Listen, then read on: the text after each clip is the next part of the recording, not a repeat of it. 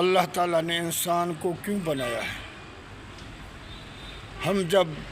اللہ کے پاک کلام پر غور و فکر کریں گے تو ہمیں بات سمجھ میں آ جائے گی۔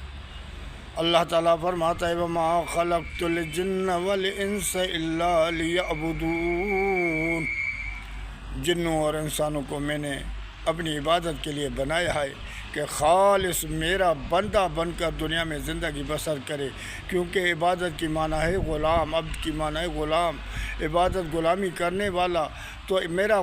غلام بن کر دنیا میں زندگی بسر کرے، میرے قانون کے مطابق، میری ڈسپلین کے مطابق زندگی بسر کرے اور اپنے نفس کے پیچھے مت جائے، کیونکہ اللہ تعالیٰ نے دوسری جگہ فرمایا ارأیت من اتخذ الہ ہواہ افانت تکون علیہ وکیلا، ان کو نہیں دیکھا ہے جو اپنے خواہشات کے پیچھے چل رہے ہیں، اپنے خواہشات کی عبادت کر رہے ہیں، اس کو اللہ بنا کے بیٹھے، کیا ان کی تو ضمانت کرے گا، ان کا وکیل بنے گا کیا؟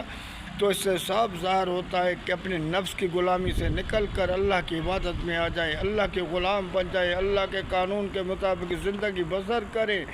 اور اپنے خواہشات سے ہٹ کر اللہ کے خالص بندے بن جائیں۔ اللہ نے ہمیں اس لیے بنایا ہے کہ تو میرا بندہ، میرا غلام بن کر زندگی بسر کر، کیونکہ تجھے آنا تو میرے ہی پاس ہے،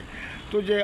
تیری زندگی آخری وہی ہے، تو جہاں تیرے کو اوپر موت نہیں آنے والا ہے، ہمیشہ تو رہے گا، اس ہمیشہ کے زندگی کو چھوڑ کر تو چند لمحے کے زندگی کو اپنایا ہے، تجھے آنا تو ہر حال میں میرے پاس ہے۔